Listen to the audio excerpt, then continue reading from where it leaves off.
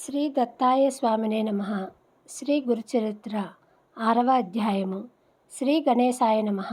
శ్రీ సరస్వత్యై నమః. శ్రీ గురుభ్యో నమః. నామధారకుడు ఇలా అన్నాడు. కాశీ, బదరి, కేదారం వంటి క్షేత్రాలు ప్రసిద్ధమైనందువలన శ్రీపాదస్వామి అక్కడకు వెళ్ళారు. కానీ వారు గోకర్ణానికి వచ్చారని మీరు చెప్పారు. ఆ క్షేత్ర ప్రాధాన్యత వివరించగోరుతున్నాను. దానికి సిద్ధుడిలా చెప్పారు. పూర్వము రావణాసురుని తల్లి కైకసి కైలాసాన్ని పొందగోరి నిత్యము మట్టితో చేసిన శివలింగాన్ని పూజిస్తుండేది. బలగర్వితుడైన రావణుడు అది చూచి శంకరునితో కూడా కైలాస పర్వతాన్ని తెచ్చి తన తల్లికి సమర్పించాలనుకున్నాడు. అతడు అక్కడికి వెళ్ళి తన శక్తినంతా ప్రయోగించి ఆ పర్వతాన్ని నెత్తికెత్తుకున్నాడు. అప్పుడు భూమి కంపించిపోయింది. లోకాలన్నీ అకాల ప్రళయంలో నశిస్తాయని తలచి అట్టి ఆపదను విచారించమని పార్వతీదేవి శివుణ్ణి ప్రార్థించింది. శివుడు రావణుణ్ణి కైలాస పర్వతము క్రింద అణిగిపోయేటట్టు త్రొక్కాడు. అప్పుడు రావణుడు ప్రాణాపాయంలో పడి దీనాతిదీనంగా శంకరుని ధ్యానించాడు. కరుణాసముద్రుడైన కైలాసపతి అతని ధ్యానానికి ప్రసన్నుడై రావణుని లేవనెత్తాడు. అప్పుడు రావణుడు రాగయుక్తంగా సుస్వరంగా మధురగానము చేశాడు.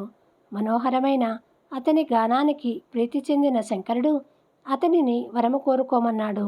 అప్పుడు ఆ రాక్షసరాజు, దేవా, బంగారంతో చేయబడిన నా లంకాపురము వంటిది ఇంకెవరికి లభించేది కాదు. సాక్షాత్తు లక్ష్మీదేవియే నాకు దాసి, చతుర్ముఖుడైన బ్రహ్మే నా జ్యోతిష్కుడు, యమధర్మరాజు నా సేవకుడు, సర్వదేవతలు నా పరిచారకులు. అటువంటి నాకు ఎక్కడా ఏది దుర్లభం కాదు. ఇప్పుడు నా తల్లి కోరిక ప్రకారము కైలాస పర్వతాన్ని తీసుకుపోదామని వచ్చాను. శంకర, నీవు వరమయ్యదలుచుకుంటే నేను ఈ కైలాసాన్ని నీతో సహా లంకకు తీసుకుపోయేలా అనుగ్రహించు అని కోరాడు. అప్పుడు కైలాసపతి, రావణ, ఈ కైలాస పర్వతంతో ఏమి సాధిస్తావు? దానిని మించిన నా ఆత్మలింగము ప్రసాదిస్తాను. దీనివలన నీవు నా అంతటి వాడవుతావు. నీ లంకానగరమే కైలాసమంతటి శ్రేష్టమవుతుంది అని అతనికి ఆత్మలింగము అనుగ్రహించాడు. దానిని తీసుకొని సంతోషంతో రావణుడు లంకకు బయలుదేరాడు.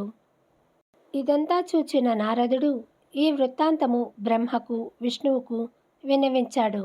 ఆ ముగ్గురు శివుని దగ్గరకు వెళ్ళి, ఎంత పని చేశావు? రావణుడికి ఆత్మలింగము ఎందుకిచ్చావు? సర్వప్రాణికోటికి కంటకప్రాయుడు, లోక భయంకరుడు అయిన రావణుడు నీ అంతటి వాడు కావడము తగునా అని వాపోయారు. అప్పుడు శంకరుడు అతని గానానికి పరవశించి ఆత్మలింగమిచ్చాను. వాడిప్పటికింకా లంకకు చేరి ఉండడు. ఉపాయము ఆలోచించు అని విష్ణువుతో చెప్పాడు. అది విని శ్రీహరి దుర్మార్గుణ్ణి మోసంతోనే జయించి ఎలాగైనా ఆత్మలింగాన్ని చేజిక్కించుకోమని నారదుణ్ణి, గణపతిని ప్రేరేపించాడు. అప్పుడు దేవర్షి అయిన నారదుడు మనోవేగంతో రావణుని వద్దకు పోయి, రావణ, ఎక్కడి నుండి వస్తున్నావు? ఎక్కడికి పోతున్నావు అన్నాడు. రావణుడు శివుని ప్రసన్నము చేసుకొని ఆత్మలింగాన్ని పొంది లంకకు పోతున్నాను అని దానిని చూపాడు. రావణుణ్ణి మాటలతో ఏమార్చాలని నారదుడు, రావణ, పూర్వం ఒక భయంకరమైన జంతువు అడవి దున్నలన్నింటినీ చంపుతూ ఉండేది. త్రిమూర్తులు దానిని వేటాడి సంహరించి దాని కొమ్ములలో నుంచి తలా ఒక లింగము తీసుకున్నారు. ఆ లింగాలని వారు తమ ఆత్మలింగాలుగా భావించారు. ఈ లింగము తద్బంధమైనదే కాబోలు. ఈ శివలింగము ఎంతో పవిత్రమైనది, సాక్షాత్తు శివ సాయుధ్యము ప్రసాదింపగలదు అని దాని ప్రభావము వివరించబోయాడు. రావణుడు, మహర్షి, దీని ప్రభావము వినడానికి నాకిప్పుడు తీరికలేదు, తొందరగా వెళ్ళాలి అన్నాడు. ఆ దేవర్షి, రావణ, సంధ్యా సమయము దాటిపోతున్నదే, నీవెలా వెళతావు అని అక్కడే కూర్చున్నాడు. ఇంతలో ఒక బ్రహ్మచారి వేషంలో గణపతి అక్కడికి వచ్చాడు. అతనిని చూచి రావణుడు, నీవెవరు? ఎవరి పిల్లవాడవు? ఎక్కడికి పోతున్నావు అని అడిగాడు.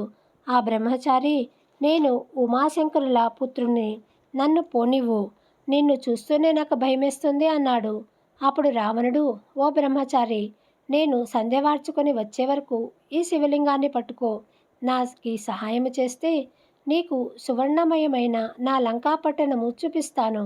నీకిష్టమైతే అక్కడే హాయిగా ఉండవచ్చు అన్నాడు. ఆ వటువు, అమ్మో, ఇంత బరువైన శివలింగాన్ని నేనంతసేపు మోయగలనా? అయినా రాక్షస నివాసం చేత భయంకరమైన ఆ లంకాపురికి నేను రాను బాబూ అన్నాడు. రావణుడు ఆ బ్రహ్మచారిని ప్రాధేయపడి శివుడిచ్చిన ఆత్మలింగాన్ని అతని చేతిలో పెట్టి సంధ్యోపాసనకై సమీపంలోని సముద్రం వద్దకు బయలుదేరాడు. ఆ బ్రహ్మచారి, రావణ, దీనినిక మోయలేనప్పుడు ఎలుగెత్తి 3 సార్లు పిలుస్తాను, అప్పుడు నీవు రాకపోతే దీనినిక్కడే స్థాపిస్తాను అన్నాడు. రావణుడు ప్రక్కకు వెళ్ళినదే తడువుగా గణపతి అతనిని 3 సార్లు పిలిచి అతను రాని కారణంగా స్వర్గంలోని దేవతలందరూ చూస్తుండగా హరిని ధ్యానించి ఆ లింగాన్ని భూస్థాపితం చేశాడు. తర్వాత రావణుడు తిరిగి వచ్చి పట్టరాని కోపంతో లింగాన్ని పెకలింపజూచాడు. అందుకే దానికి మహాబలేశ్వర లింగమని పేరు వచ్చింది. అది ఆవు చెవి ఆకారాన్ని పోలి ఉండటం వలన ఆ క్షేత్రానికి గోకర్ణమని పేరు వచ్చింది. నామధారక, దానిని భూకైలాసమనవచ్చు. అక్కడ శివుడు సపరివారంగా నివసిస్తాడు. అందుకే అది సజ్జనులెందరికో ఆశ్రయమైంది. అక్కడ దేవర్షులు కూడా నివసిస్తారు. ఆ క్షేత్రంలో దేవర్షులు, రాక్షసులు, మానవులు, చివరకు పశుపక్షాదులు కూడా శివుని అనుగ్రహం వలన తమ అభీష్టాలను పొందారు. అంత పవిత్రమైన క్షేత్రము వేరొకటి లేదు.